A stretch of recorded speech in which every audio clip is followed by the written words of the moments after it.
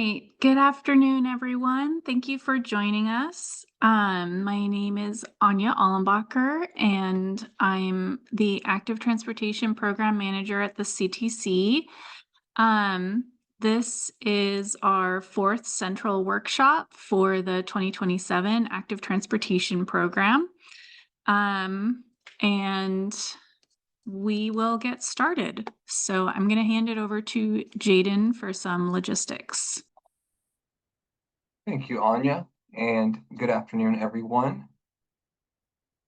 Good afternoon, and welcome to our fourth Cycle 8 ATP Central Workshop. The CTC exists to make transportation planning, funding, and policy more understandable and accountable. Our workshops can take place in diverse locations around the state so that commissioners and staff can hear directly from our stakeholders around California. The workshop agenda is located on our website at www.catc.ca.gov. Live closed captioning is available on this webinar. Please select the Show Captions tab at the bottom of your screen. There are a number of language options available there to choose from. Any document the CTC creates can be translated into any language you need. Simply email us at ctc@catc.ca.gov and we'll have them returned to you as quickly as possible. For all of our workshops, we encourage interaction with our stakeholders. There will be opportunity for questions and comments throughout this workshop. We will stop periodically throughout this workshop to address stakeholder questions. You should see the webinar control panel, likely located on the bottom of your screen. There you will find the raised hand and Q&A tabs. We encourage you to use the raise hand feature as soon as we reach the item to give the system time to acknowledge you. Commission staff will let you know when it is your turn to make your comment. Once you have been unmuted, please make sure to state your name and your agency. Alternatively, you may use the Q&A tab to submit your comment or question. Commission staff will read that on your behalf. As a reminder, each registered attendee is provided a unique link or phone number to access the webinar. These should not be shared with other participants, as this can create confusion for staff when making comments. Please do your best to be concise. Please make sure that your comments add new information. If you agree with the comments of a previous speaker, simply make that statement. And if you face any technical issues, please reach out through the chat or Q&A tab, and I will do my best to assist you. So thank you all for joining us today. I just wanted to go over additionally some workshop principles. So please be respectful of other viewpoints. Please keep a statewide perspective. Remember that this program serves a large variety of applicants. And please propose your ideas in public settings so we can discuss that as a group. Thank you all, and I will turn it over to Anya to go over our agenda. Thank you, Jaden. Okay, so today's agenda, we will have a brief active transportation program overview for those of you who are new to the program. And then Jaden will do a recap of what we covered and what we reached consensus on at our last workshop, which was on September 17th. And then I will turn it over to our Caltrans colleagues, Emma Maloney, to do a workshop on the non-infrastructure guidance document. And then if we have time after that, we will continue with our clarify and reduce redundancies in the guidelines updates. And then we'll cover action items. For those of you who had a chance to peek at the agenda we posted online, you may have seen that we had planned to go over the new section that we're proposing in the guidelines for the MPO component. However, we're still working through a few items with our MPO partners, and so we'll bring that section to the larger stakeholder group at a future workshop. All right, next slide. All right, Alika, I'm going to turn it over to you. Thank you. Okay, so before we jump into the topics for today's workshop, we wanted to provide just a high-level overview of the program. So the Active Transportation Program funds projects that encourage increased use of active modes of transportation. That includes walking and biking. In terms of our funding, this is a reimbursement program. We utilize both federal and state funds. And for, excuse me, for the 2027 ATP or cycle 8, we are anticipating approximately 550 million across 4 years. And the fiscal years for this upcoming cycle includes fiscal years 2027-28, 2028-29, 2029-30, and 2030-31. In terms of eligible applicants, you'll see we have a long list of eligible applicants. So we have local, regional, state agencies, Caltrans, transit agencies, natural resources or public land agencies, public schools or school districts, tribal governments, private nonprofit or tax-exempt organizations, as well as any other entity with transportation oversight that has been approved by commission. In terms of the funding distribution, you'll see it's broken out across 3 components. So 50% of the funds go to the statewide component. Any project that is not selected for funding in the statewide component then has a second round shot, either in the small urban and rural component, or if you fall within one of the 10 large metropolitan planning organizations, you have a second shot under that component. So 10% of those funds, 10% of the funds go to small urban and rural, and 40% of the remaining funds go to the metropolitan planning organization component. In terms of eligible projects, you'll see a variety of types of projects that we fund in this program. So we fund the traditional infrastructure projects. So these are capital projects that further the goals of the program. We also do non-infrastructure projects. So these are education and encouragement programs. We also fund plans. So these are development of community-wide bicycle, pedestrian, safe routes to school, or active transportation plans, and they must encompass a disadvantaged community. And then we also offer combination applications, which include infrastructure improvements alongside non-infrastructure elements. So these are, again, capital projects with education or encouragement components. I see we have a question in the chat asking, on eligible applicants, should there be a reminder that applicants must have a master agreement with Caltrans? Yes, thank you for pointing that out, Greg. That is included in our guidelines. And I know it's something that we kind of talk through this guideline process, but yes, thank you for bringing that up. Okay, just making sure there aren't any other questions or hands raised. Okay, next slide, please, Jaden. Thank you.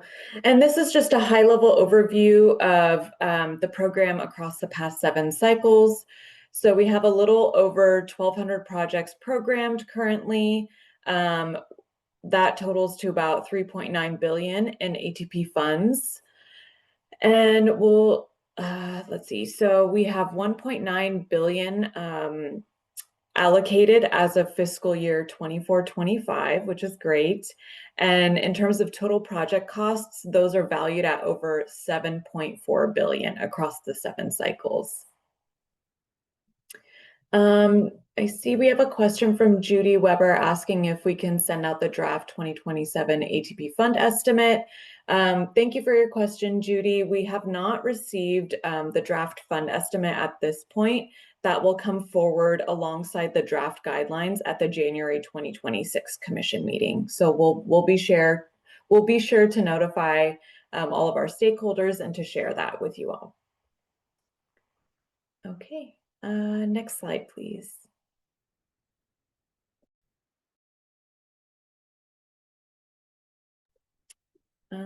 I can also cover this slide unless Jaden, did you want to touch on engagement?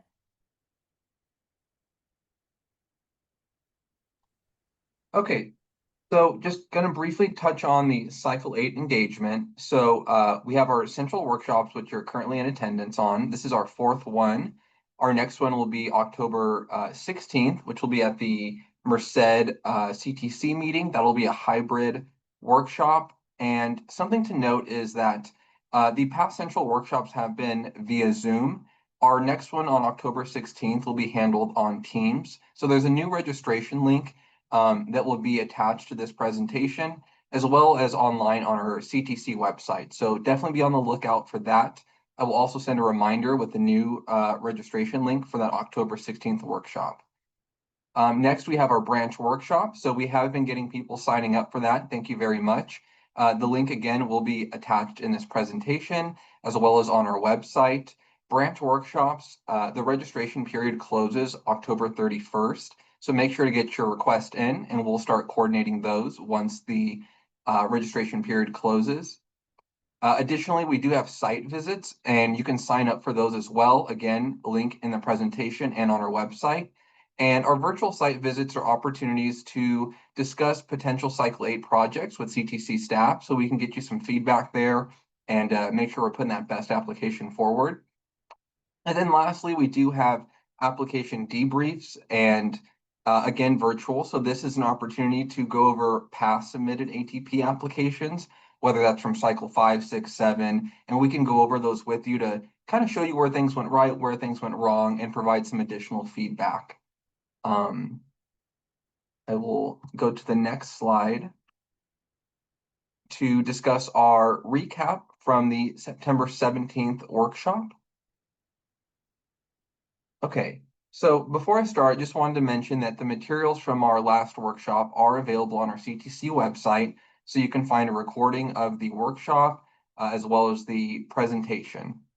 But to provide a high-level recap of what we went over, we clarified our guideline language, particularly in part 2, 7, and 8, discussing the various subsections within those. So in part 2, we discussed leveraging of funds. In part 7, we discussed the contingency list. And in part 8, we discussed the letter of no prejudice, project cost savings, project cancellation, as well as audits. Next, we discussed the deleted guidelines sections, which was part 10 in the 2025 guidelines, which discusses the roles and responsibilities. And one thing to mention is some of the information pertaining the MPO region is now moved to a new section for the MPOs. So you can find a lot of that information within that new section. And then lastly, we discussed the Quick Build pilot program. So the Quick Build projects will remain eligible only in the MPO component and no longer eligible in the small urban and rural, as well as the statewide component. So that is a high-level summary of what we went over in our last workshop. Again, the materials can be found on our website. So go there and you can access our agenda, the presentation, as well as the recording of the workshop. Okay. Next, I believe I will turn it over to Emma, who is here to discuss the ATP non-infrastructure guidance. All right, thank you, Thanks, Emma. I'll turn over Jaden. to you. Thank you. Good afternoon, everybody. Happy October 1st. My name is Emma Malinay. I'm the Non-Infrastructure and Plans Acting Program Manager. I have my contact info at the end of the slide deck. Today, I'm going to give an overview of the current NI guidance and allow for a workshop-style discussion at the end of the overview for any proposed changes or recommendations to the Cycle 8 NI guidelines update that we are currently working on. Next slide, please. So workshop agenda is as follows. I'll provide an overview of the current NI guidance layout, definitions, expenses, etc., and briefly go over some of the proposed change examples with time provided at the end for discussion around changes that you all would like to see within the NI guidance, and then go over some next steps. And I will take questions during the discussion period slide as to get through the overview. Next slide, please. So the guidance was updated, last updated March of 2022 during cycle 6. And I wanted to give you like the why, what, how of the guidance. So the NI program supports education and encouragement activities that further the ATP program's purpose and goals. And the NI guidance exists as a complementary document to our ATP guidelines for projects with an NI component to aid in the understanding of eligible expenditures. And it should be used during the scoping process for the ATP NI components. The NI guidelines were developed utilizing federal and state guidance from which we receive funding. So that helped us shape these guidelines to determine what was eligible and eligible and non-eligible expenditures under the ATP. I linked the guidance below, and it can also be found on the CTC and Caltrans ATP internet pages. Next slide, please. So section 1, guidance overview, overarching procedures for non-infrastructure projects. Sustainability, the project should demonstrate how the project will be sustained post-completion of the ATP work plan, and ATP cannot fund existing or ongoing program operations.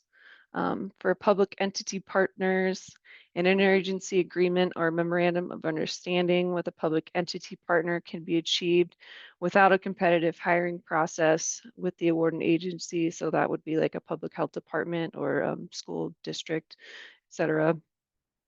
Consultants are, educational and outreach consultants, training instructors, and they are considered non-architecture and engineering, so that's non-A&E services, and a competitive process such as a RFQ, RFP must be utilized to procure the consultants. For donated, in-kind, or other funding for services/items, these items and costs do not count towards the limitations within the guidance. However, they must be included within the 25R work plan that's submitted. For pre-approval/item eligibility request process, some of the items not mentioned within the guidance may be eligible and are subject to be approved by on a case-by-case basis. So you would want to send the request to the ATP NI program manager. And we do have an ATP NI inbox, which again, I have all the contact information at the end of my slides. So you would want to reach out to the ATP NI program manager with your ATP coordinator copied to request eligibility on items that you don't see listed within the guidance. Next slide, please. So post-award period. Once awarded and ready to go in for allocation at the CTC meeting, the ATP awardee will submit the 25R work plan, which you would have already included in your application, to the NI. So that'll be submitted to the ATP NI manager for approval prior to allocation. And during the review, we just ensure that the 25R submitted matches what was originally awarded, as to not skew from the original awarded application content, and to ensure that all items meet eligibility and expenditure requirements here in the ATP NI guidelines. So post allocation, if changes need to be made to cost or items within your 25R work plan, replaced, you would again reach out to the ATP NI program manager. And we have this lovely ATP NI inbox here at the bottom. So you just reach out to that ATP NI inbox, and we would review that for what would be either a minor scope modification, and if it was something larger, then we'd have to take it to CTC for approval. And then some kind of examples of making changes to your 25R cost items would be like shifting funds between tasks, or let's say you have like X amount of adult helmets and you need to substitute some for children's helmets within your work plan. Those would be some of these like minor scope modifications within your 25R that would be acceptable. And again, all 25R requests prior to or post allocation will be sent to the ATP NI inbox with your district ATP coordinator copied. And you can also send questions to this inbox. And again, I'll have all this contact information at the end of the slideshow. Next slide, please. So section 2, detailed guidance overview, items and cost. These are the parameters for eligible NI expenses, and there's more detail on these within the guidance, and I'll go over some examples in the next slides of eligible costs under these categories. Um, so staff costs, things like salaries and benefits for agencies, cost of a consultant to support the project, training, equipment. So this would be for training and educational purposes only, not to be given away. So that's like, bicycle inventories for maybe bicycle rodeos, things like that. Travel, so travel costs, mileage, and only necessary travel for staff and volunteers. Um, Supply materials, so education and educational encouragement materials specific to the project. Transit related items are allowed if linked to first last mile connections and basic office and field supplies. Incentives, so ped and bike related educational safety and health items used to encourage participation in the program, and we have two categories for that. So we have minor incentives and major incentives like helmets and bike lights and things like that, and like minor ones like stickers or more smaller items. Indirect costs. So an agency must have an approved indirect cost allocation plan or an ICAP or an indirect cost rate proposal, ICRP agreement with Caltrans in order to be reimbursed for indirect cost. And other direct costs, which must be directly related to the implementation of the ATP NI program. All right. Next slide, please. So these are some of the expense categories and eligible expenses that you might find under some of the categories. These aren't all the eligible expenses. There's just some general examples that we see a lot. And again, purchase of items not mentioned within the guidelines may be eligible and are, to be approved by Caltrans on a case-by-case basis. So that's something you would want to reach out to that ATP NI inbox for. And that's something that the ATP program manager would look at for approval. So we have things under staff costs like, consultants, childcare, crossing guard trainings.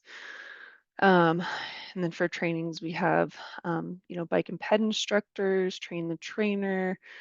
We also have under equipment, some of the larger items we see are like bicycles, helmets, safety gear, ped and bike training equipment like repair tools, repair stands, bike pumps, chalk.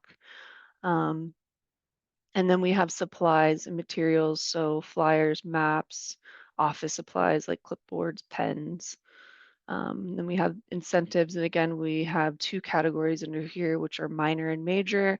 As far as major incentives go, we have helmets, locks, lights. For some of the more minor ones, we have like reflective gear or healthy snacks. And there are cost caps on these, which can be found in the NI guidance.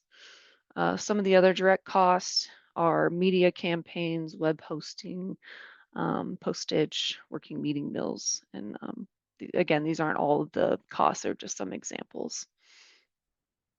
Next slide, please. So for ineligible expenses, these are the current listed ineligible expenses under the NI guidelines, and we can discuss these more during the discussion period if you have any questions or on these. And so paid volunteers, we cannot pay our volunteers, crossing guard salaries, which is one thing I will say that is actually eligible under federal funding now. Conference attendance, out-of-state travel for training, no attendance at a conference, equipment, computers, laptops, cell phones. So supplies and materials, supplies that are not related to the NI program. So, just like buying reams of paper for a classroom, things like that. Incentives, bicycles cannot be given away under the program. T-shirts can't be given away as incentives. You can have staff T-shirts, but not T-shirts as an incentive giveaway. Transit passes, participation meals, gift cards, cash, etc. Other direct costs like permanent infrastructure, bike racks, because then we're going into our more infrastructure related side of projects. And next slide. So these are some examples of the proposed changes that we're looking at, and most of them are cost increases, due to cost hikes for just about everything.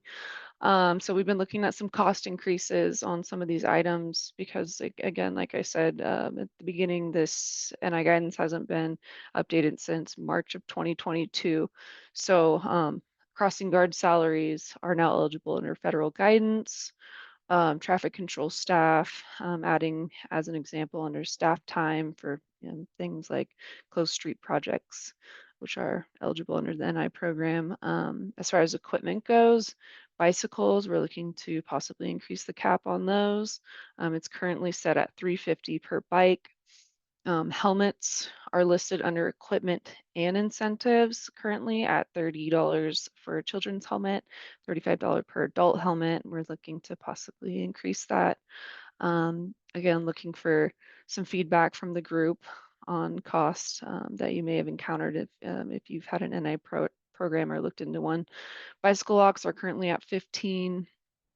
And then the other one would be increasing the meals during staff working meetings to match the state reimbursement rates. So these are just some examples that we've been looking at. And again, we can talk about these during the discussion period. Next slide, please. So these are some of the appendices that we have right now. As far as like, supplemental guidance, recommended procedures, best practices, and some references. And again, if you have any recommendations on things that you'd like to see, or maybe that you need some clarity around, we'd greatly appreciate you bringing that up during the discussion period. But just wanted to note these here. These are just a few of them that we have listed within our NI guidance currently. And next slide, please. So I'll open it up for discussion right now. Take any questions if you have any. I'll give it another few seconds here to see if anything comes in. Okay. And then I do have like some possible discussion topics, like as far as like our cost cap still reasonable given the current pricing. Would you like to see any more appendices added? Should any sections receive clarity within the guidance? Are there any costs that frequently come up that are not listed, et cetera, things like that. I will say that if you can't think of anything right now, I also created a Smartsheet form for feedback on the NI guidelines. So if you need time to look at them, maybe you're not familiar with the guidelines. And again, this was a pretty brief overview of the guidelines. I tried to be as detailed as possible, but also we can share those guidelines with you, and I can share that NI feedback form at the end. Yeah, not seeing any hands raised or questions come in. Okay, perfect. We'll send out the form. So if anything comes up or you think of anything, please feel free to reach out. And next slide, please. I'm sorry, Emma, we just got a question that came in. Okay. We have a question asking, would a community outreach and engagement program intended to support a future infrastructure plan be eligible? So, as a ATP project type? My assumption is yes. Okay. I mean, I would think so. Sorry, can you say the question one more time? Let me look here. Would a community outreach engagement program intended to support And we can also ask, I believe it's Brenna, to come off mute and maybe elaborate.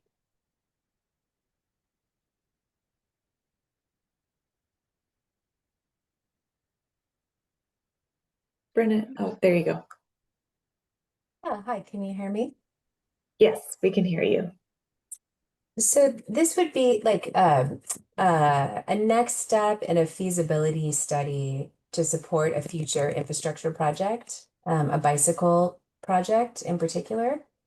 And so it would be an outreach program to engage with the community, figure out what, user groups and goals would be important to the community and how to specifically support expanding user groups for this bicycle trail, supporting mode shift for an impacted community.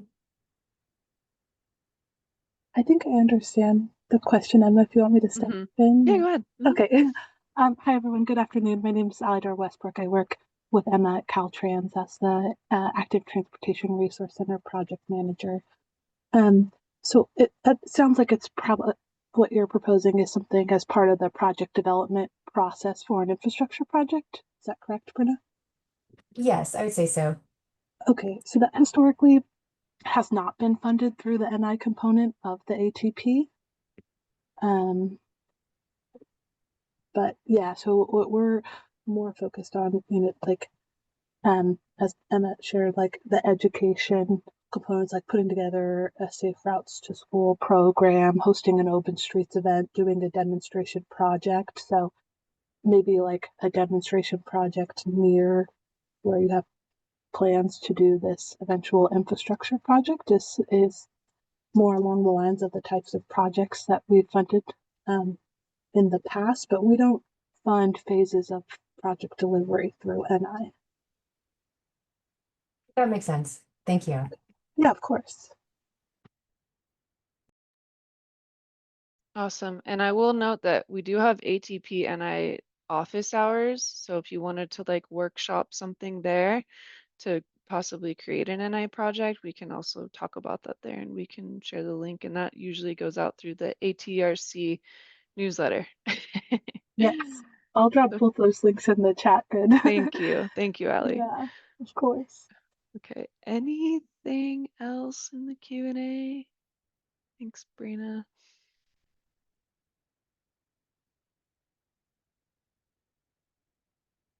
Okay.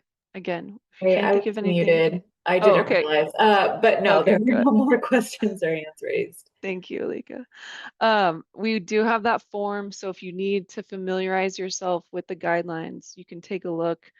If you have questions, suggestions, comments, what have you, we have a nice form set up that you can fill out and submit those. And we just ask that that form's filled out by October 31st, which is on my next slide. So next slide, please. Perfect. So next steps. Again, the lovely form we created that you can fill out with feedback. We ask that you do have your feedback submitted by 10/31/2025. At that point in time, we'll review feedback and then finalize and update the ATP Cycle 8 NI guidance for this upcoming cycle that we're currently in. And next slide, please. So this is mine and Allie's contact information and the ATP-INI inbox email here. Just a heads up for people that I've worked with in the past, I'm going to be going on maternity leave starting October 16th. So for those of you who've reached out to me, I do have folks monitoring the ATP-INI inbox. And so if you have any questions, and I'll have an out of office. Thank you, Rachel. I'll have an out of office message with all this information. So if you have any questions or anything, please feel free to reach out and someone from my team will respond. Yeah. And I just want to emphasize, like, we really would love to hear from you all. You're the folks delivering NI projects. You have way more experience on how much, this work is actually costing and how much you're spending on incentives and other eligible items. So, yeah, we want to make sure that we've heard from as many people as possible when we're doing this update, because I think it will just, make our existing guidance stronger and also meet the needs of you all as, ATP awardees. So I know it's a survey, but it's not super long. Yeah. And I really appreciate and anytime you're able to providing feedback to us. All right, thank you, Emma and Ali. We really appreciate your presentation today. Any other remarks before we continue on with the slideshow? Okay, sounds good. Thank you both so much. And we'll keep it rolling. I believe this next section is Anya. All right. So thank you, Ali and Emma, for your presentation. So we did have a few other sections planned to go over with you. If I want to just say, if anybody thinks of a question for Emma or Ali, you know, or has something, we can always jump back. I'm happy to do that. I think,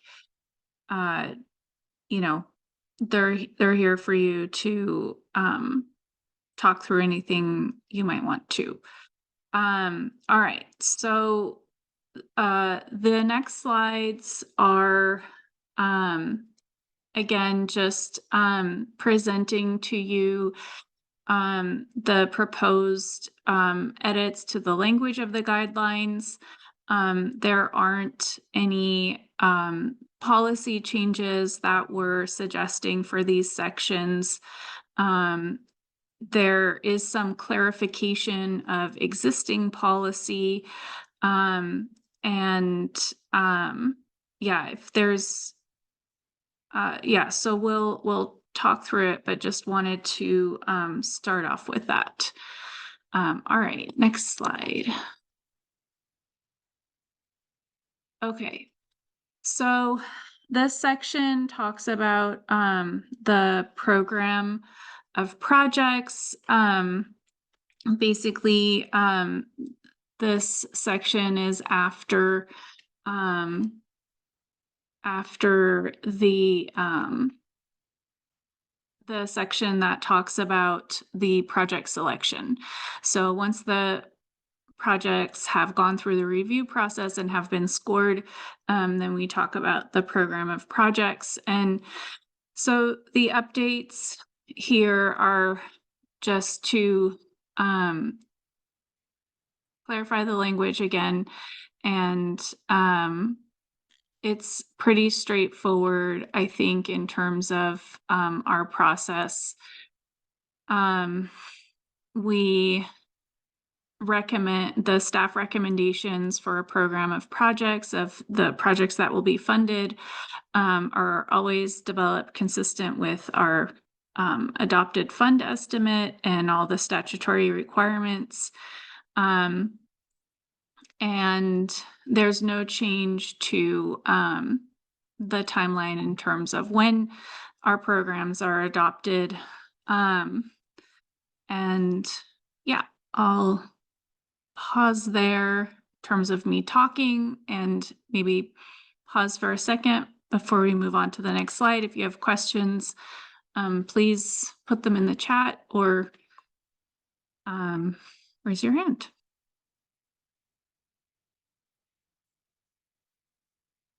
All right. Not seeing any questions or hands raised. Thank you. Next slide, please. Okay. So on this slide, there is some new text, which basically just outlines some processes that we currently do. For example, you see the second paragraph that was moved to this section relates to projects that are implemented by Caltrans, where those are the only projects where we program and allocate actually construction support and right-of-way support separately from the capital costs. And again, that's only for Caltrans implemented projects, and that is a long-standing process. I did want to point out too, the last paragraph on the right-hand side of the slide kind of has like the pink highlight. That language, again, not changing any process or policies, but updating the language to kind of the current status. We didn't think that there were any projects from previous cycles that did not meet the PSR equivalency requirements. So it was really just to change the language to update everyone on the requirement to have PSR equivalency before funds can be allocated. Next slide.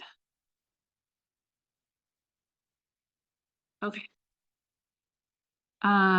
If there are no questions on that, I will hand it over to Alika to talk about performance metrics requirements. Thanks, Anya. I'm not seeing any other questions or hands raised, so I'll go ahead and jump in here. So the performance metrics section is specific to the project details requested by commission staff after your project has been programmed in the current cycle. So some of you may have gone through this process in previous cycles, but essentially commission staff will reach out to you with all of the details surrounding your project. And so this section of the guidelines has been updated just with minor text edits and clarifying language. So just to kind of go through, the agencies that don't provide the required metric data by the requested deadline may face disciplinary consequences, and you'll see this broken out. So it'll start off with a written warning, required appearance before the commission, and placement on a watch list. If there are metric data or any other sort of information for an awarded project that we were never provided, there are further consequences. So that includes ineligibility for future allocations and programming actions, as well as reduced reimbursements. So this language was added in the guidelines in cycle 6. And just to provide a little bit of history on this, for I believe 2 or 3 cycles now, commission staff has been developing and putting together a benefits report of all of the potential benefits of these proposed projects that are recommended for funding. And so through that process, we have utilized various tools to come up with these benefits that are provided.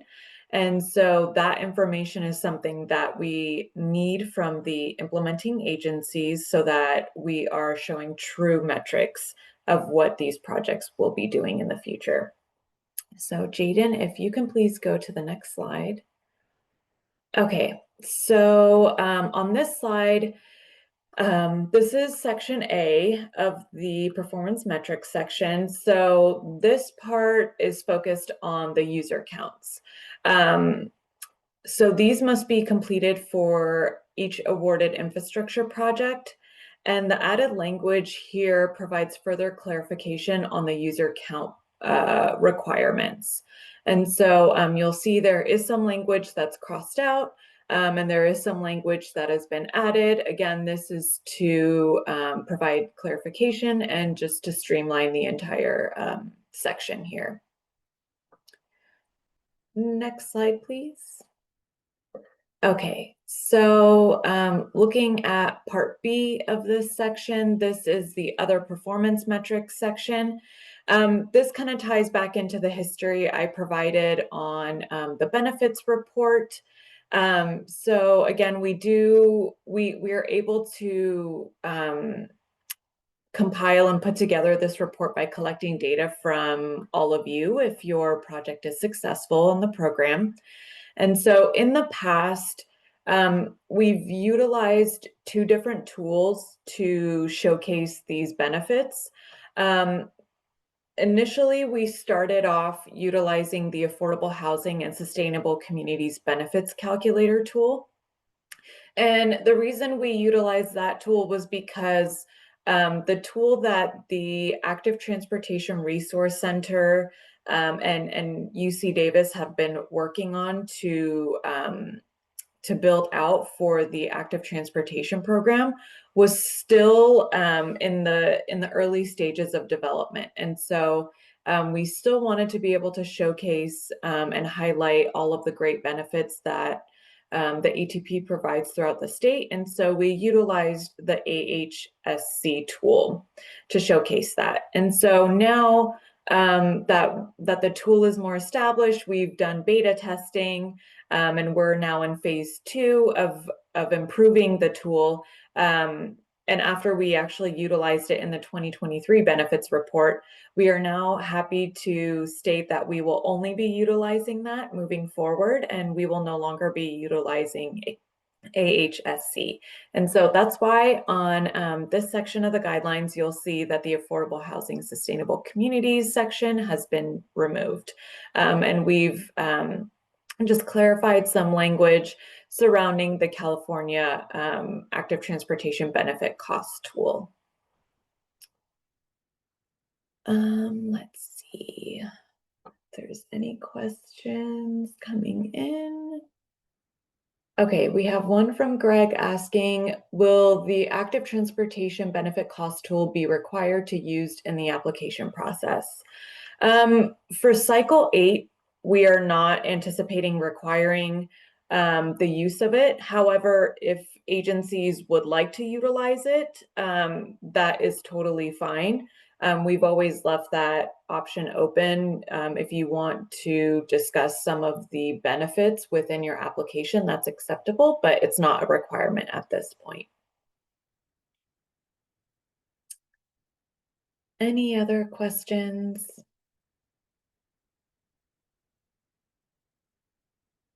Okay. Anya, I think I'm handing things back over to you. Yep. Thank you. Next slide, Jaden. Okay. So next we wanted to talk about the committed and uncommitted funds section. Most of the edits here are just to make the language included in the ATP guidelines consistent with what this section contains for other commission program guidelines.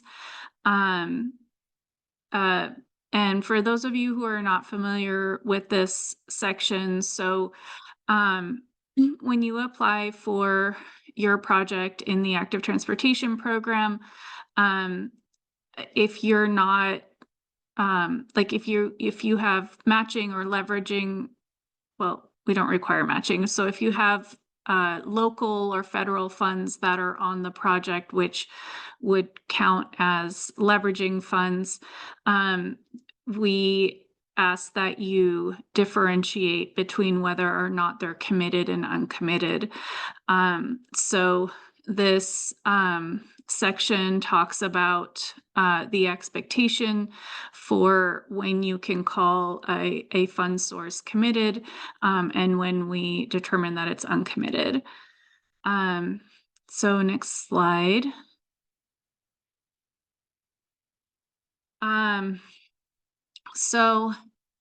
This second part of the section has the most edits in terms of clarifying the language. The policy for when the commission will or may choose to program a project with uncommitted funds.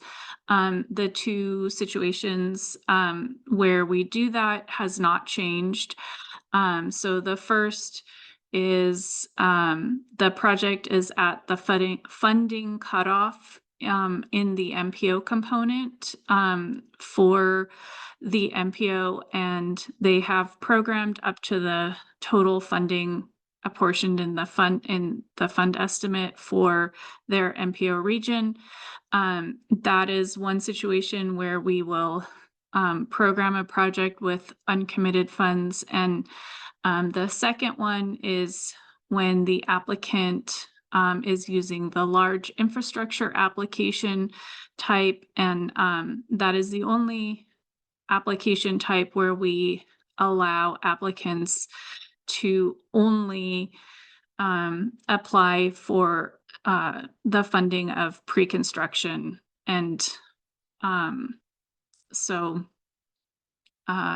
the later phases, including construction, can be programmed with uncommitted funds, and the applicant can choose to come forward in a later active transportation cycle to have those funded, or find the local or federal funds to move the project forward. So uncommitted funds can only be from a few sources.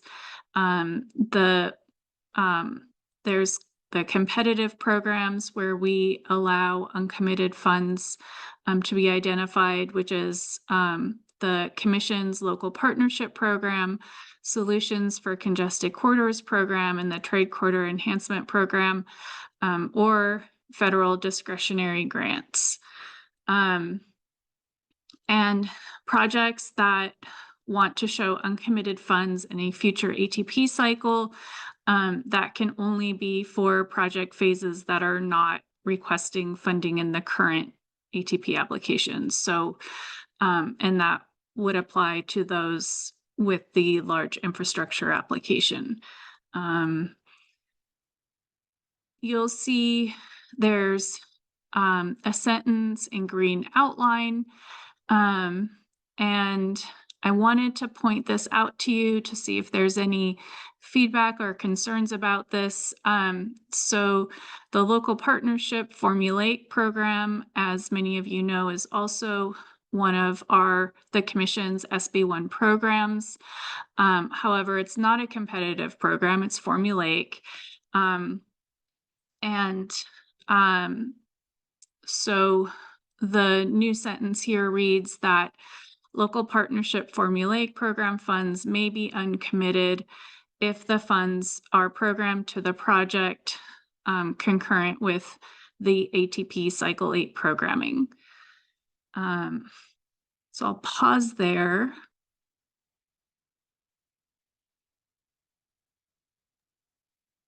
We have a Yes. couple hands raised. Aaron, go ahead. Great, thank you. This is Aaron Hoyt from Nevada County Transportation Commission. Hi, Anya, can you hear me? Yes. Okay, great. So I'll have to first start off by apologizing. I wasn't at one of the prior workshops, and I was curious to know whether this topic was brought up and discussed during that session. Topic, the committed and uncommitted funds? Yes, in these changes. No, Okay. this is the first workshop. Okay, great. Yeah. So I'm sure there's a lot of other folks on here who are going to be a lot smarter and will understand the process for this. But if you wouldn't mind going back to slide 29. When we're talking about utilizing RSTP or CMAQ, it appears, as I was looking at it and as you were talking, that we'll need to have those monies actually programmed in the FTIP when we're submitting an ATP application. Is my understanding correct? Or is it just that if the project is awarded ATP funding, those funds will need to be programmed? I think so. It's going to be the same as it is for any other commission program. Okay. I think that you're allowed to have them committed at the time of programming. So, or Okay. Lori, I saw you come off mute if you want to address Yeah. that. I don't want to say the wrong thing. So Aaron, before they're in the FTIP, do they have to be voted by your board? Yes, they Okay. would, before they get into the FTIP, would need to be programmed by our governing body. And the reason why I was kind of asking this is I was looking back at kind of our past history where we've committed some CMAQ funds to a project. However, those funds were not programmed until, there was a decision by the CTC to award funds for that. So I just want to make sure that the sequence of events was not changing and that at the time of award by CTC, we would then be required to program the RSTP or CMAQ, et cetera. So if I'm understanding your question correctly, as long as you have your board resolution that they've committed to the funds, and it doesn't, I don't know your sequence of events, but that's what we're looking for. Yeah, and maybe this is nuanced, but and maybe it makes a difference. In the past, our executive director has provided a letter of commitment that the funding from, say, a CMAQ program would be available should this application be funded by the CTC. And at that point in time, we've kind of reserved some capacity in our funding that our board or governing body could then take action on, formally committing those funds and programming them in the FTIP. Which you could view it differently of a board's action to commit those funds versus the executive director's approval. Yeah.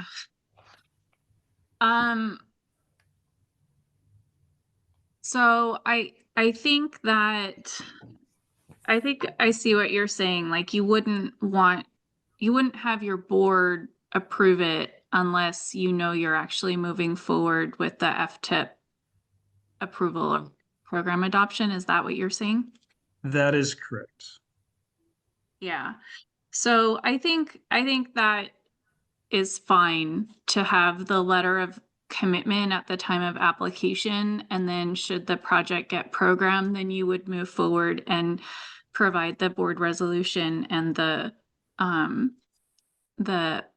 FTIP adoption documentation. Okay. Great. That helps me understand what's being proposed. Yeah. Well, so this is, Well, I wasn't proposing anything different. sorry. Like that. Yeah. So this You is were clarifying my question to understand Yeah. whether anything was changing for the process. Yeah, no, the process is staying the same. Yeah. Okay. Thank you. No, that's great. This is good clarification, I think, for everybody. Thank you. Okay. Okay. Carl, go ahead. Hey, Anya. Hey, Alika. Can you hear me okay? Yes. Great. Hey, everyone. Carl Anderson at MTC. Going forward a slide to slide 30, just want to make a comment on the local partnership formulaic piece that's highlighted in green. So for this one, the current fiscal years for ATV Cycle 8 will be through fiscal year 31. But the next funding opportunity for LPP formulaic funds would be covering fiscal years 28 and 29. And so how would we manage a project that is identifying future LPP formulaic program funds from, say, fiscal year 30 or 31, but would be unable to program those funds until, 29? Yeah, that.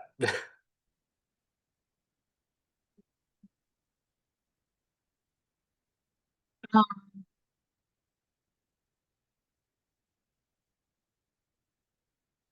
So what you're saying is that because of how the cycles fall for the different programs, because you would already have programmed all of your current LPP formula funds, you'd have to wait for the next cycle and you wouldn't be able to program it until like partway through the ATP cycle.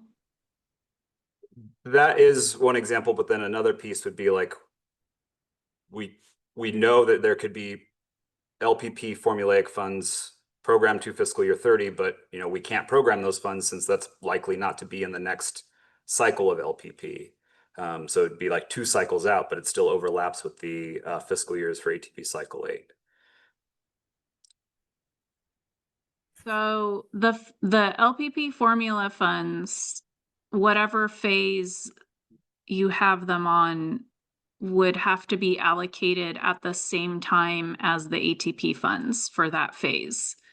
So if you're, yeah, I'll just say that. So you can't allocate LPP formula funds unless they've been programmed. And if you are proposing them for a phase that has ATP funds, I mean, so what you're saying, so really this is only if, like, for example, you put the LPP formula funds on construction in the last year of the ATP cycle, right? So yeah, if a project sponsor identifies LPP formulaic funds, in fiscal year 30 to line up with their ATP request, the green box is saying that those funds must be programmed when the ATP cycle 8 programming is completed. But what I'm highlighting is that the agency would be unable to program the funds in that fiscal year because the next LPP formula cycle will not cover fiscal year 30. We'd have to wait 2 cycles. Okay. So maybe just updating the language a little bit, that the LPP formula funds would have to be programmed, before allocation, and or something like that, right? I think if we just say that local partnership formulaic funds are allowed as an uncommitted funding source, full stop, then we're okay. The green box here just feels a little too constricting on project sponsors that might be wanting to use that fund source in a later fiscal year that doesn't overlap with the current programming years. Hey, Carl, this is Lori. Is this similar to the problem we had in the STIP with where we're getting off on our cycles? Yeah, exactly. So because the STIP fiscal years don't align with the SB1 competitive fiscal years, the discussion during the STIP workshop was saying, Okay. hey, we can use future fiscal or future cycles of the SB1 program or the STIP program to count as uncommitted funds. Yeah, so Anya, I think we worked through this issue on the STIP guidelines. We did figure this out, didn't we, Carl? Yes. So let's look at that, Anya. Yeah. Okay.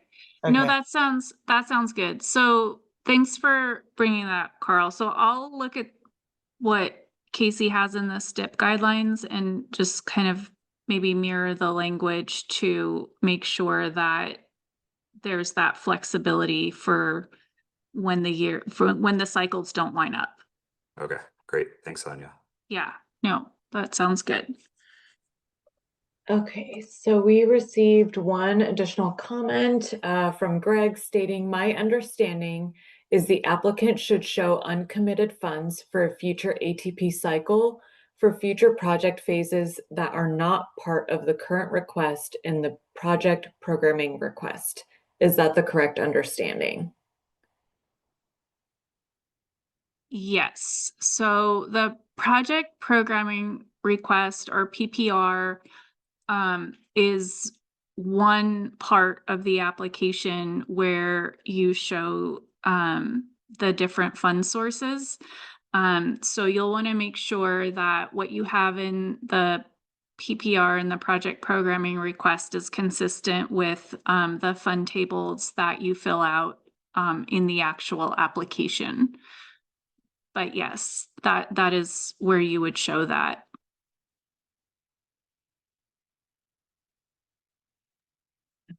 I'm not seeing any other questions or hands raised.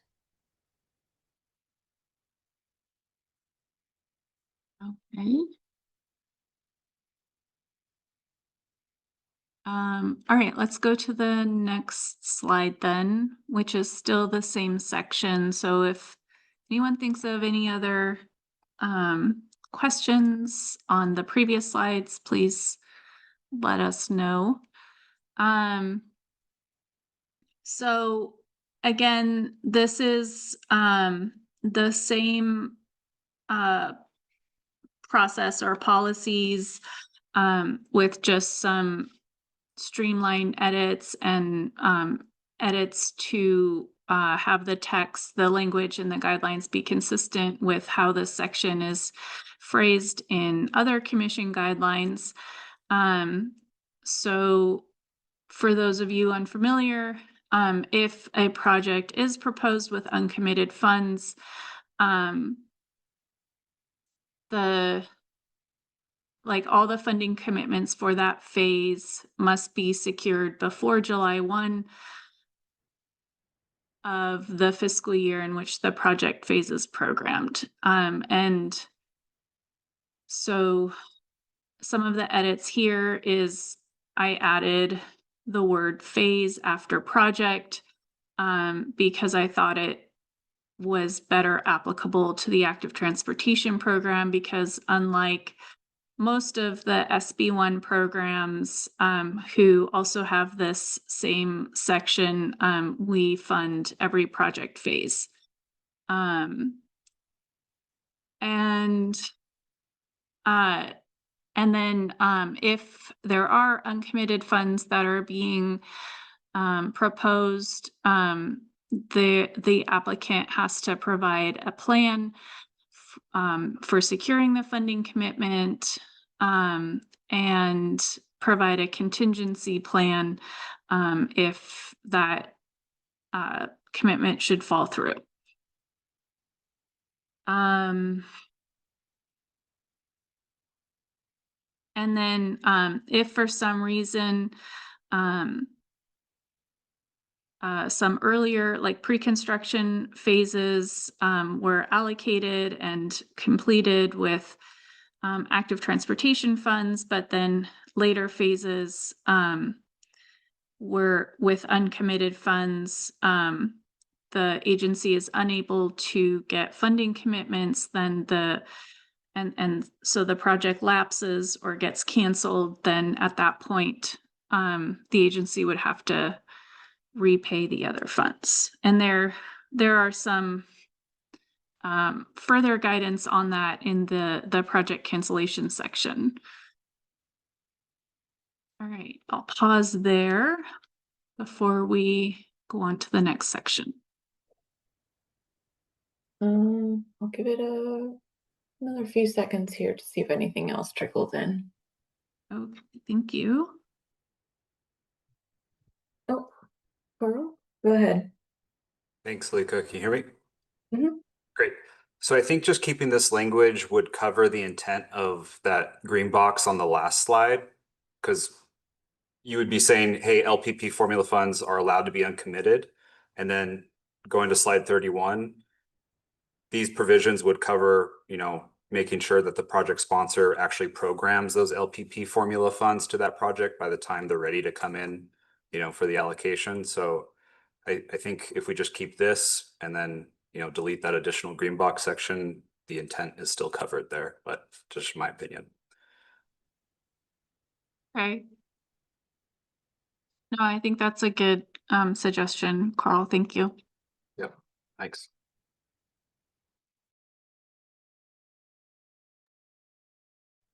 Okay, not seeing any other hands raised or questions.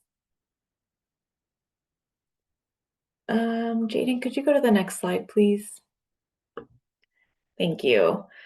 Okay, so this next section is focused on baseline agreements. So here you'll see that we just updated language, and then we ended up deleting certain parts that are actually included in the SB1 accountability and transparency guidelines, and those were revised in May of 2025. Shoot, I'm not sure why the embedded link isn't showing, but before we post these slides, I'll make sure that the link to the accountability and transparency guidelines are included here on this slide. But other than that, this section, you know, has been updated, and it's just very minor. Do I have another slide, Jaden, on baseline agreements? I do. Oh, perfect. Okay. So this section here is primarily what was included in the guidelines, in the accountability and transparency guidelines, which is why you'll see this strike through on the left. And then on the right, here it just says commission may delete a project for which no baseline agreement is executed. The commission will not consider approval of a project allocation except for the environmental project phase and the non-infrastructure project phase for infrastructure or non-infrastructure combination projects without an approved baseline agreement. And then again, it references the SB1 accountability and transparency guidelines. So that will be included as one of the resources. But again, just wanted to flag this for you all. I'll take a pause to see if there are any questions on the baseline agreements.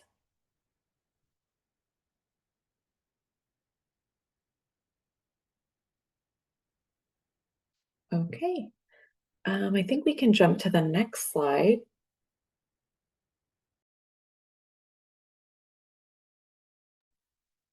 Okay, so this section, if you look at our little chart on the top of the slide here, you'll see that in the current guidelines, the 2025 guidelines, this section was actually called the project applicant section, and this was included in the roles and responsibilities section. So you may remember in a past workshop for the 2027 guidelines, we proposed and stakeholders agreed to delete that section and incorporate the language that was not already included in other parts of the guidelines in the parts of the guidelines where it was relevant. So the reason that this section wasn't part of that roles and responsibilities is because it kind of combined the roles and responsibilities of the project applicant with the standard policy for signage that is included in all of the commission guidelines. So what we've done here is just rename the section to be only project signage. And then on the right, you'll see the text that was updated to be consistent with what's included in other guidelines for the project signage sections. And then the text that's deleted are the kind of roles and responsibilities guidance that had been included under this section, and the parts that were not already in other parts of the guidelines were moved. And I think we probably covered most of that added language in some of the previous workshops. Any questions on this? So this is, again, not new, just updating to the most current language.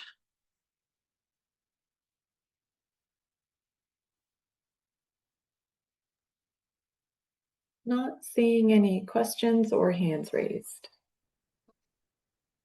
Let's move on to the next section. So this is the last section that we had planned to talk about today.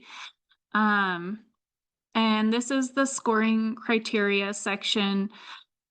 For those of you familiar with the guidelines, You'll remember that there's a chart which has the scoring topics and the number of points assigned to each of the topics. You'll see under our little updates bullet points there, we're not proposing any changes for the chart or the scoring topics. And so we've not included the chart in the PowerPoint because we're not proposing updates. It will stay the same. We'll go through each of the scoring topics or scoring criteria that is included in the guidelines. And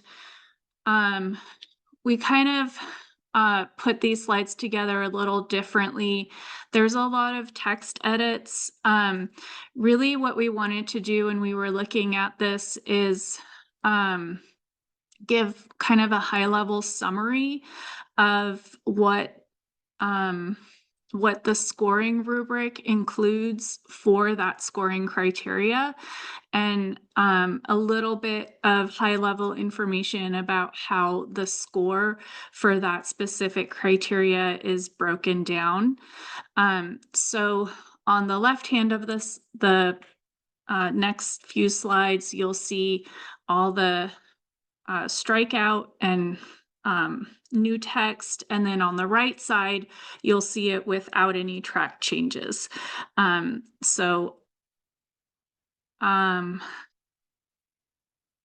Okay, so we have a question on this slide. Greg asks, why was "and ranked" deleted?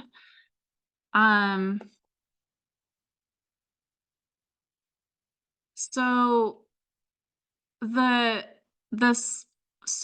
the way that we fund or put together the staff recommendations is based on the score. So the highest score on down until we run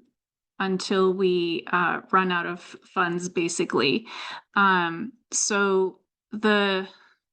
We really just go off of the score for the application. They're not like ranked differently. They're just scored, and that is the rank. I thought it was redundant language.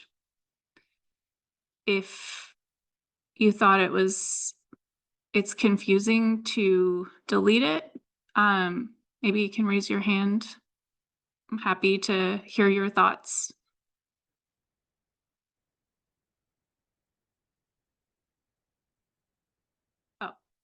Okay, so Greg commented, I was going to guess it was redundant. Okay, thank you. All right, so let's go to the next slide.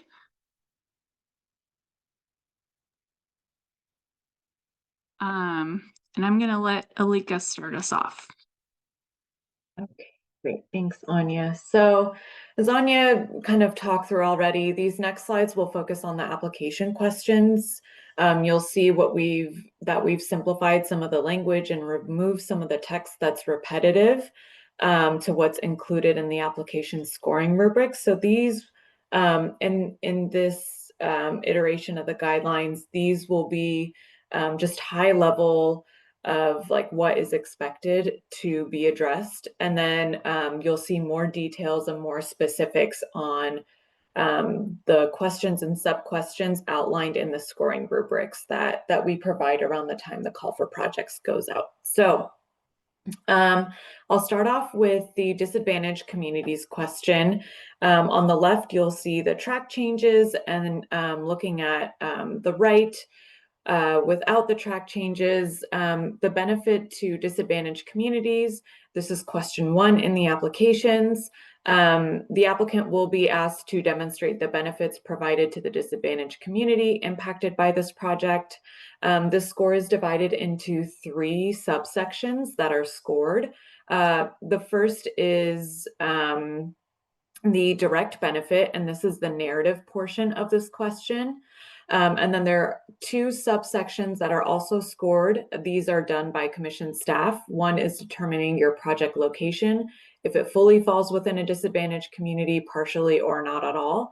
as well as the severity. And the severity is calculated based on the disadvantaged community qualifier that is selected.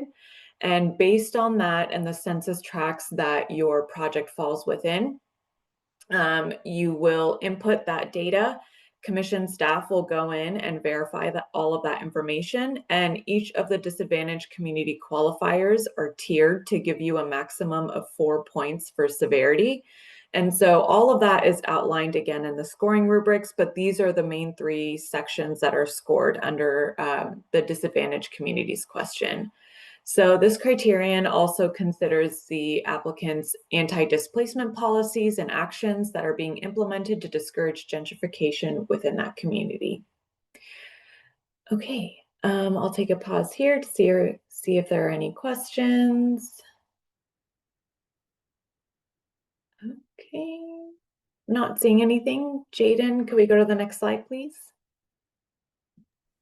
Alika, if I can just Sure. jump in for a second. So I want to also point out, because you're only seeing like this very small portion of the guidelines. So the section before the scoring criteria in the guidelines, like actually talks about our project selection process.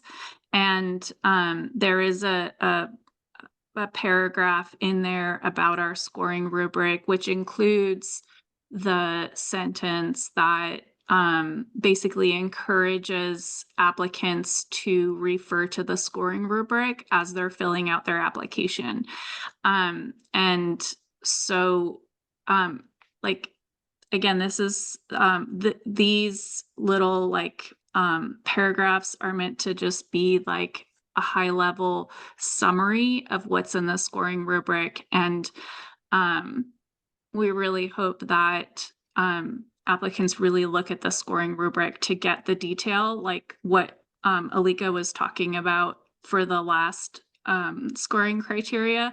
All of that detail she's getting from the scoring rubric. So yeah, just wanted to repeat that one more time. Thanks, Anya. Okay, so the next scoring criteria is the need. Again, you'll see on the left, we have the track changes showing, and on the right, it is without the track changes. So again, maintaining the high level overview for this question, the applicant is asked to demonstrate the need for the project and the project's potential to increase walking and bicycling, especially among students. The score considers need in the context of connectivity to key destinations, including connections to transit, mobility to access everyday needs and services, as well as local public health concerns. And this score is impacted by the applicant's ability to demonstrate the active transportation needs of students. So again, this question is looking at it at a high level, but in the scoring rubric, you'll see this kind of broken out into 2 parts that are scored under the need question. One will be focused on the needs of your community. Again, tying that to connectivity to key destinations and talking about access to transit, you know, talking about mobility, and most importantly, the local health concerns. And so as you're kind of talking through that and incorporating everything that you've discussed with your community members through your engagement process, when you go to the second half of the need question, it's really asking you to tie your proposed improvements to all of the needs that you've outlined under Part A. And then as mentioned on this slide, the score is impacted by the applicant's ability to demonstrate the active transportation needs of students. This does not mean that you can only receive points if your project is a Safe Routes to School project. When we talk about students, it's really any type of student, whether that's K through 12 students, whether it's college, you know, trade school, university, whatever type of student that your community will be utilizing this project, you can really talk about them under this question to receive the 2 points under part A and 1 point under part B of the need question. Okay, I'll take a few seconds to see if anything trickles in the chat. Okay, Jaden, could you please jump to the next slide? Thank you. So the next question that we want, okay, so it seems we have a question from Greg. To be clear, receiving full points doesn't require addressing the needs of students. So to receive full points under this question, you do need to talk about the active transportation needs of students. So again, under the need question, it's broken out into 2 parts. Part A, you can receive 2 points when you talk about the needs of students, and part B, you receive 1 point. So in total, 3 points. We have had instances where, you know, there may be a project that isn't close to a school, or you know, the community doesn't have very many students. I recommend working with your community through your engagement process. If there are any kids or young adults in your neighborhood, maybe do surveys with them, see how they are getting to schools or any sort of universities, and that language can be included. Again, it's not limited to K through 12 students. So yeah, Greg, if you have any thoughts on that, just let me know.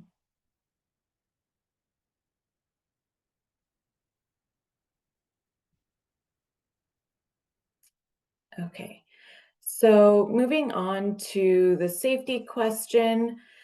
Again, you'll see here, we're clarifying text edits and providing some simplified language here. So for the safety question, here we're asking the applicants to address the projects for potential to reduce pedestrian and bicycle fatalities, injuries, crashes. The scores will consider the identified safety hazards for pedestrians and bicyclists, as well as the history of pedestrian and bicycle collisions and the selected countermeasures. The applicants must demonstrate that the project location is a priority and that the project will remedy the identified safety hazards. So as with all the questions, we highly recommend all of our applicants to utilize the scoring rubrics. With the safety question in particular, there's a lot more detail provided as to the types of information, supporting documentation, analysis that should be included as part of your narrative, response, and attachments. So I highly recommend looking at that. And then let's see, there is some language that you'll see on the track changes side that's bold, but it's in strikeout. I just want to make it clear. So let me read the language first. It says, if the project includes bicycle improvements, applicants must also discuss the considerations made when evaluating and selecting the project's bikeway facility type. So this language will be included in the scoring rubrics. And for those who are unfamiliar, because we have mentioned the scoring rubrics several times, these rubrics outline question by question exactly what the evaluators are looking at in your narrative and attachments within your application, and they're using the scoring rubrics to score your application. So the reason why we provide these around the time that the call for projects is out is because we want our applicants to be able to utilize that as a tool to ensure that they're responding to every part of every question. If they're facing any challenges, which we see very often with a safety question where they may have lacking collision data, or they have collision hotspots that fall outside of the proposed project, things of that sort, we provide a lot of guidance to help ensure that you are still addressing the question so that you can receive the maximum points here. Take another pause before moving on to the next question. Okay, next slide, please, Jaden. Okay, so the next question we wanted to go over is public participation and planning. Here you'll see that applicants are required to clearly describe the project-specific outreach and engagement activities conducted. We're also asking to provide evidence of that engagement that was conducted and to describe the community feedback received throughout the entire process. So projects utilizing the large project application type will receive a higher score if their project is specifically listed in an adopted bicycle transportation plan or similar plan, such as like a safe routes to school, pedestrian, or an active transportation plan. And I believe it's 1 or 2 points. But that is only specific to the large application. Again, please look at the scoring rubrics. They will provide very helpful guidance on what our expectations are in terms of the attachment fields and what we would like to see in the narrative responses. In general, very high level, we prefer seeing engagement conducted with communities versus outreach. So actually collaborating with your community members and important stakeholders that should be involved throughout your process versus you letting them know this is the project that we are submitting. So I'll take another pause here before we move on.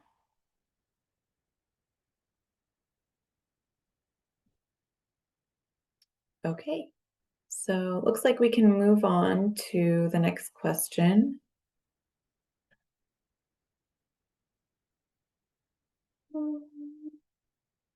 I think you accidentally went back one, Jaden. Perfect, thank you. Okay, so the next questions we'll be looking at are the scope and plan layout consistency and cost effectiveness, as well as the scope and plan layout consistency. So these are kind of the same question. You'll see for part E, this is specific to the large project application because it also includes the discussion of cost effectiveness. Whereas for the small and medium project applications, as well as the non-infrastructure only application, the question is specific to scope and plan layout consistency. So I'll start with section F, since this kind of covers part of section E as well. This score is based on consistency between the maps, the engineer's estimate, and the project scope. There are other related elements, that we really look at, and that includes your schedule and just making sure that it's clear, it makes sense with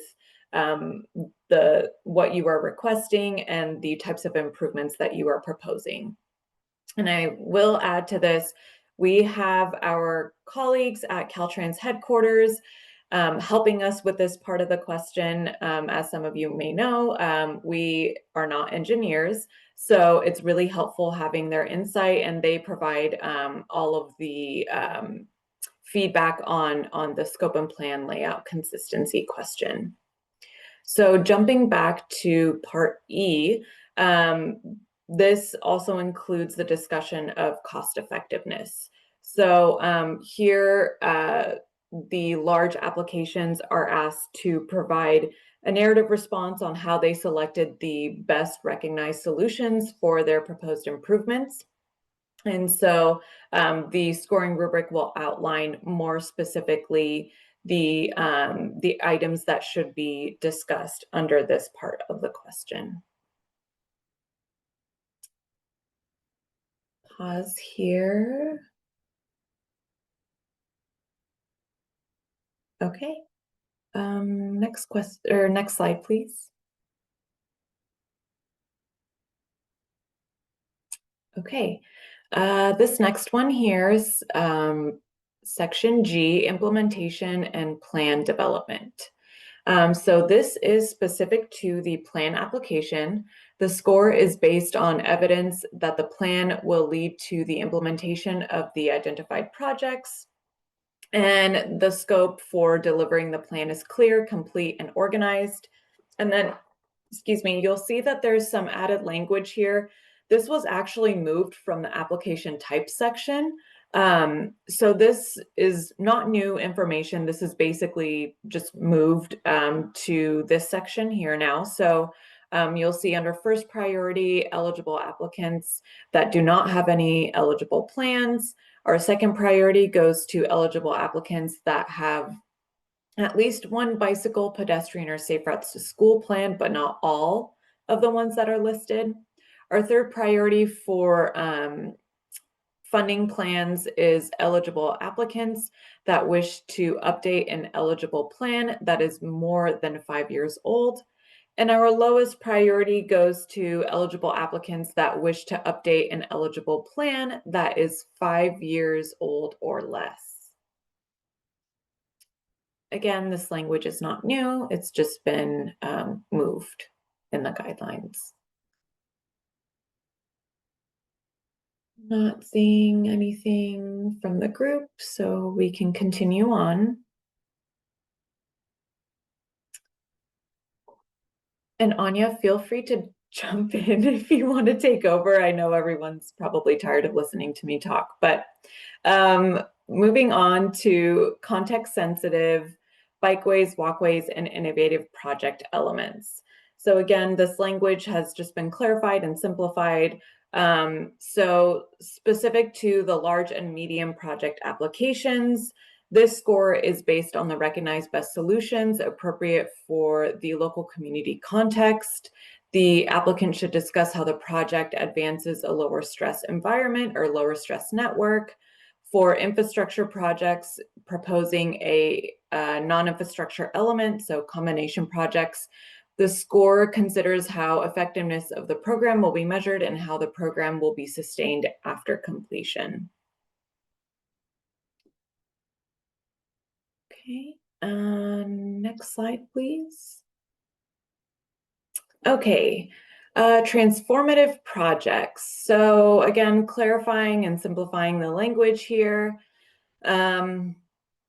Specific to the large application only, this score is based on the transformative nature of the project in the context of other projects in the area and local policies or laws that encourage walking and biking and other forms of mode shift. So this score is based on if the project is part of a larger walking and biking network, as well as the local jurisdiction's goals and plans and planning objectives for reducing pedestrian and bicycle fatalities and injuries. Part of the score is also based on the potential for the project to support existing and planned housing, especially affordable housing. So again, the scoring rubric will provide more guidance on this, but in regards to the transformative projects, we do realize that transformative can mean something different in every community. So as long as you are able to address as to how your project is considered transformative within your region or your community, that is totally acceptable as part of your response. And we recognize that some of the other commission programs also address affordable housing. Some of them discuss, and we included this, I believe, in the Cycle 6 guidelines. We included the pro-housing designation program. Not all of the active transportation program applicants can apply for that pro-housing designation, which is why we are asking for applicants to discuss for their project to support existing and planned housing instead. I'll pause to see if there are any other questions or comments here. Okay, looks like we can move on to the next slide. Okay, so next we're looking at two separate questions, evaluation and sustainability, as well as leveraging. So the evaluation and sustainability is specific to the non-infrastructure only project application. And this question is asking the applicants to outline the applicant's plan to measure the effectiveness of the program, as well as the plan to sustain the program beyond the ATP funding. So the score will consider whether the proposed tools and methods for evaluation are realistic and sustainable, and if the program adds lasting value to the community. And the leveraging question, this is included and specific to the large and medium project applications. Points are awarded based on the amount of committed non-ATP funds. The applications submitted by tribal governments, and these are federally recognized tribes and projects that are on tribal lands, they will be awarded the maximum points under leveraging. And you can receive up to 5 points in this question. And within the scoring rubric and within the application itself, there is a tier that is provided. And to receive the maximum amount of points, you need to include more than 20% of your total project cost as committed non-ATP funds. Take a pause here.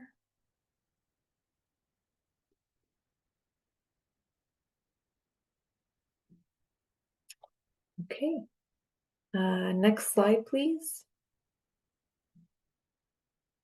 Okay, this next section is focused on the California Conservation Corps. And so this is just clarifying text edits. You'll see it's very minor. So just adding specific to all application types except the plan application. Applicants must seek the California Conservation Corps or a certified local community conservation corps' participation. Please make sure to look at the scoring rubric when it comes to this part of the application. There is guidance that is provided in the application itself as well, but we have seen instances in past cycles where if a project is being resubmitted, they will not update that California Conservation Corps correspondence. That'll kind of be carried over from the previous cycle, and that's not something that we allow in the program. So please make sure that every cycle that you are submitting an application, you are updating that correspondence, either again with the California Conservation Corps or a certified local community conservation corps. I'll just add to Alika's point that what she just said is covered in the bullet point A. And in the 2025 guidelines, that is actually bullet point F. So we moved it to the top to make it the number one thing you see under this section. So yeah. While there's no text changes, it's the exact same language. We did move that to the front so that it's not missed. Thanks, Anya. Okay, not seeing any questions come in. I think we can go to the next slide. Okay, past performance. This part of the scoring criteria is applicable to all of the application types. So an applicant's performance on past ATP projects, points may be reduced for poor past performance on an active transportation program project. Poor past performance includes, but is not limited to, non-use of the core as committed in a past ATP award or adverse audit findings in a past ATP project. And I don't think that we've ever actually utilized this field, but this is here. So please make note of it. It is also included in the scoring rubric, I believe, or maybe it's just in the application and I'm confusing it. But this is also part of the scoring criteria for the active transportation program. Did you have anything you wanted to add, Anya?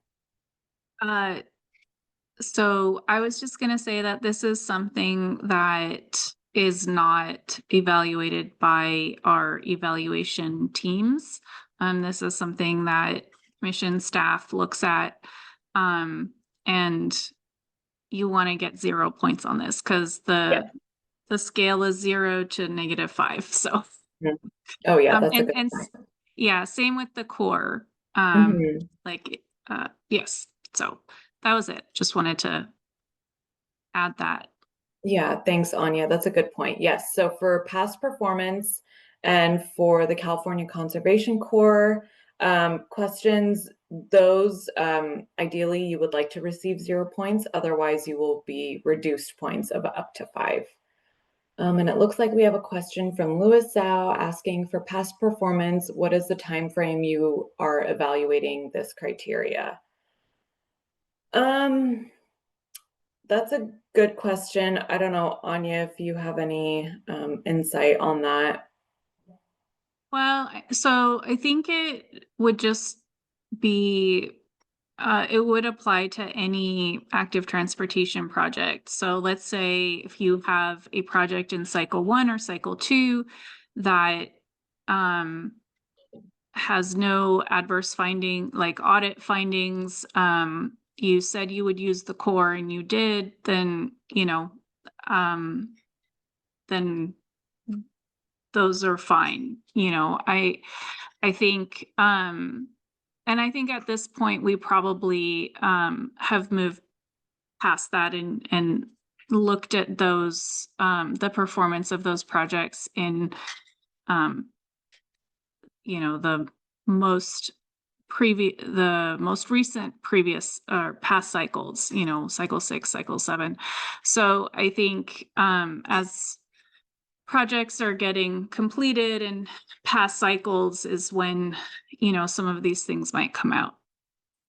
So I hate to say there's like a specific time frame.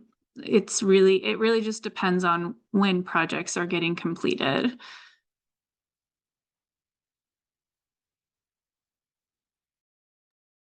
Thanks, Anya.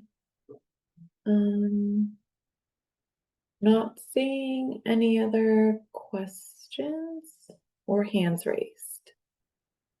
And I want to clarify too, because this is a question that we get a lot as we talk to agencies about issues. So if for some reason a project has to be canceled or you for whatever reason need to lapse the funds that are programmed on a particular phase, those are not things that are looked at for this criteria.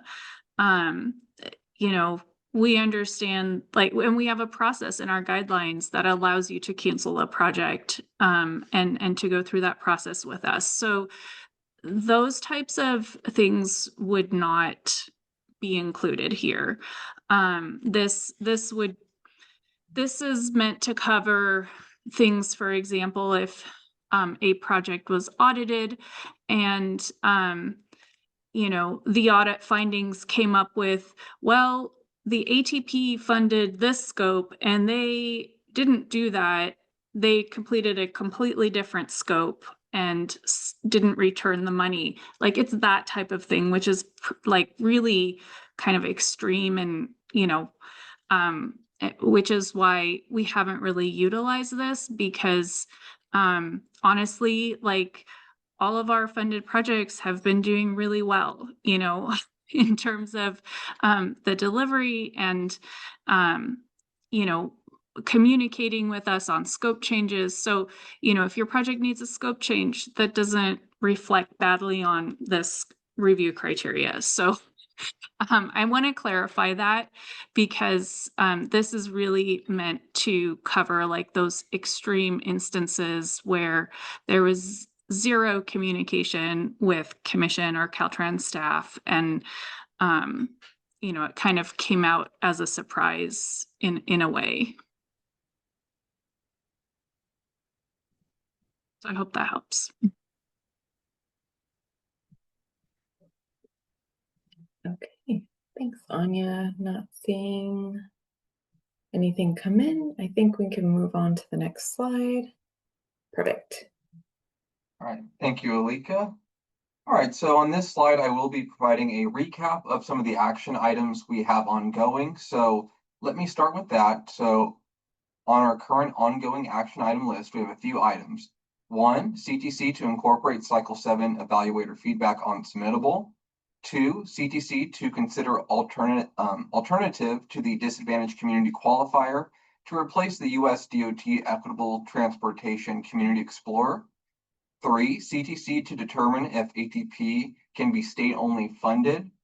And then 5, CTC staff will work with Caltrans to inquire about the master agreement process and analyze the efficiency of the process. We also have some future workshop discussion items listed, such as guidance on the use of AI in applications, considering doubling the total points for all applications, considering a 2-step application process, and considering adding the transformative question to the small and medium infrastructure and non-infrastructure applications. And lastly, a future workshop discussion around the letters of support in the applications. That's what we currently have ongoing. From our meeting today, I believe I heard one action item, and that was based around the conversation between Anya and Carl, discussing potentially aligning section 26, which is the committed and uncommitted fund section, with the STIP guidelines to make sure we're aligned in that regard. I'll pause here to see, Alika or Anya, was there any additional action items that I may have not have captured from today's meeting? Okay, hearing none. Allie, saw you come off camera. Any action items on your end? Yeah, I would love if we could add the survey as an action item that for the non-infrastructure guidance. And then also just pointing people to a link to where that guidance currently lives on the page, if that's okay. Got it. Thank you. Noted. Okay, thank you so much, Allie. We'll add that as well. Okay, and then going on to the next slide. So next steps. So our next workshop is a hybrid central workshop, which will take place in Merced on October 16th from 9 a.m. to 11 a.m. This will be concurrent with the CTC meeting. So later that day, we'll have our CTC meeting, but this is in the morning. So definitely come if you can. If not, you can register virtually. Again, the difference is this workshop will be held via Teams, not Zoom. So definitely look for that registration link in this presentation, as well as on our website once we get that updated. I did also want to mention that another workshop, which will be hybrid, will be our PSR equivalency workshop, which will be held December 4th, again, concurrent with our CTC meeting. That will take place in Riverside, California. And again, we'll be discussing the PSR equivalency in that workshop. We'll have some Caltrans staff on the line to assist with any questions you might have as stakeholders. And then the last update I wanted to provide, if you look at our ATP calendar on our website, we had a workshop scheduled for the 28th of October. That workshop will no longer be held. So we have our next one on the 16th, and we have one in November. I believe it's November 19th, if I remember correctly. But the October 28th workshop will no longer be held. That was an additional workshop that was intended to discuss guidelines, but we don't think we'll need that additional workshop to finish the rest of our conversation pertaining the guidelines. And next slide here, you will see our contact information, Anya, Alika, and myself. If you have any questions, comments, please feel free to reach out to us. We're more than happy to get back to you. And we can discuss any items you have via email or set up a meeting to discuss whatever you would like to bring up. With that being said, I'll turn it back over to Anya to see if you have any closing remarks or anything before we close today's workshop. Before I hand things over to Anya, we actually got a comment, and this actually raises a really good point that I just wanted to touch on. So the comment states, in regards to the public participation and planning question in the application, this person is wondering if anyone is concerned that we might be calling people into public spaces for ATP engagement purposes, and inadvertently making those meetings, which, you know, we're attracting non-English speakers, they may inadvertently become targets for ICE.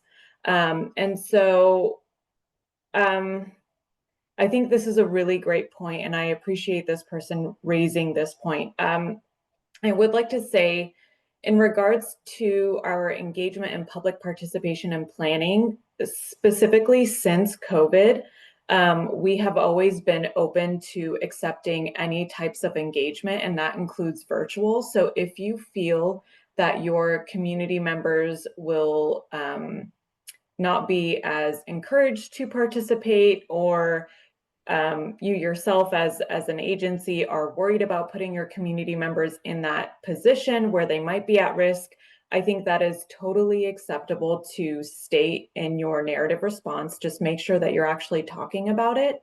And if you look back to cycle 6, we added a prompt specific to COVID that asked you to talk about the challenges that you were facing throughout your engagement process. And so that's kind of remained in the application, even though we're not specifically talking about COVID anymore. And so I think with this point that's being raised, I think this would be a totally valid challenge to call out in your narrative, as long as you're able to show that you are doing something with your community to get their input and feedback. I think that's really the core of what we're looking for. So whether that's holding online workshops, holding online surveys, or doing mailers instead, as long as you're able to showcase that you're trying to work with them and you're taking their feedback into consideration, I think it's absolutely valid to hold things in a virtual setting. And I really appreciate for this person bringing it up.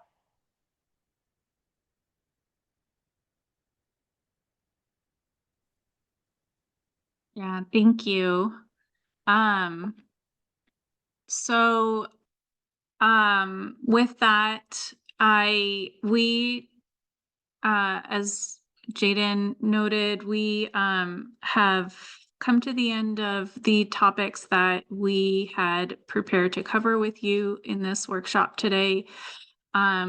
We do still have time left on this meeting invitation, so we're happy to stay on, and if you have any questions or want to talk about different items in the ATP guidelines or just on the ATP, we're happy to stay on. Allie and Emma are also still on, so if you have any non-infrastructure application questions or questions on the guidance or ideas, we are happy to stay and do that with you. But for what we've prepared to talk about today, thank you all for your participation. Thank you for all of your comments and your feedback. It's really great to hear from you and to kind of hear your thoughts on what we are thinking about. So yeah, that's it for us. I hope you enjoy the rest of your afternoon, and I hope to see all of you, most of you, either in person or virtually at our next workshop. Thank you.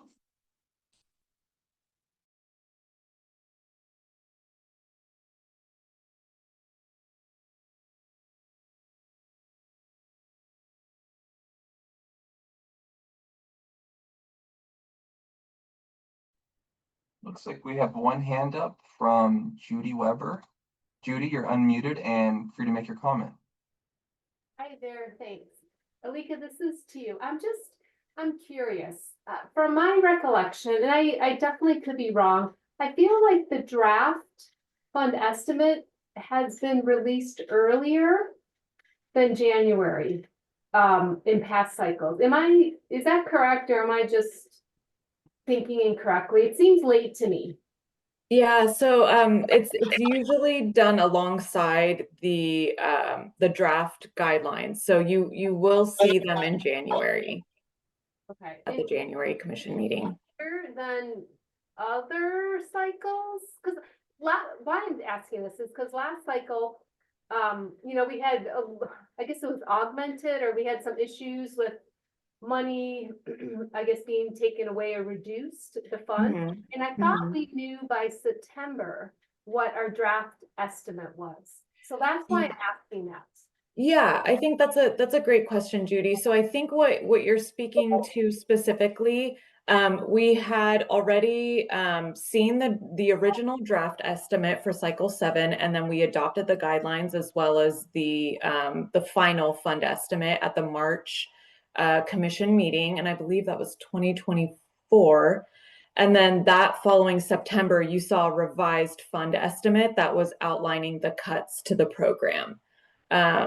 So with this upcoming cycle, we're kind of back on track with our regular schedule. So we'll see the draft in January and then the final version in March. Okay, okay, that makes sense. Mhm. Thank you. No problem.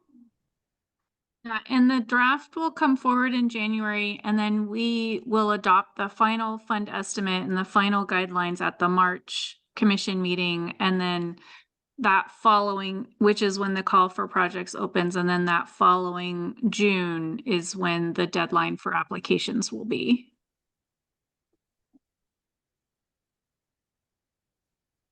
Okay, thanks much. Yeah. Thanks, Judy. So we had a question in the chat from Yeah. Georgina. Yep. So the ATP, you can apply for any project phase from environmental design, right of way, and construction. And then there's also, yes, so those are the project phases. If you want to apply for only the design phase, it has to be a project that fits under the large infrastructure application type. So there's like a dollar amount. I don't know if you want to come off mute if you have follow-up questions. Okay.